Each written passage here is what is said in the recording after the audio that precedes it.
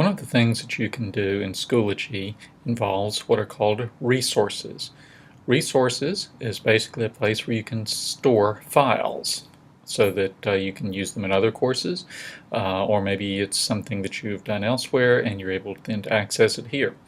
You have resources within Schoology. You have your personal resources. These are things that are available only to you. This is like your own personal file storage. You also have group resources. These would be for any groups that you might be a member of. But another thing that's very powerful in Schoology is this apps, where you can link your Schoology account with external services such as Dropbox or Google Drive or Evernote or Khan Academy, where you would be able to access those files directly in Schoology. So here's how you do that.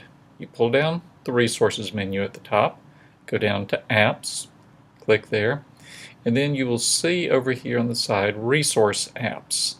You may not see any. I've set these up with this account already, but you may just see this that says install apps. If you click on that, it will bring up all of the apps that we have approved for the school. In this case, the only one that is not installed on this particular account is the Khan Academy. You check that, click install, and now it shows up over here under My Resource Apps. It will probably be asked to, you'll have to authorize it. That is, the Khan Academy or whatever the other app is will need to access your Schoology account. So you would click approve, and then the Khan Academy videos are available to you. But now let's look at some of these others. For example, Google Drive. If you have an account with Google Drive, Dropbox would work the same way. You click on that and it's going to bring this up and it will say you are not connected to Google Drive. So you sign into your account.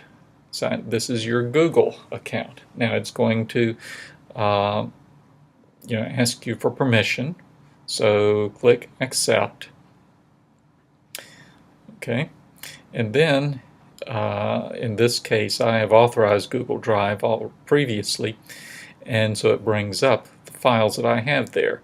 If you've not authorized it, then you would just log in at that previous page where it said Google Drive login, and you would use your Google Drive username and password.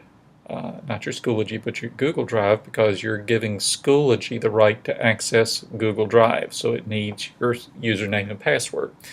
So you can link Google Drive, Evernote, Dropbox with your Schoology account. And then once you're in here, you see you can access any of these files that are in this case in my Google Drive account. If you have written a paper, you can submit it from here to a class. So this is a very powerful resource and can be used for your file storage. But this is your resources tab.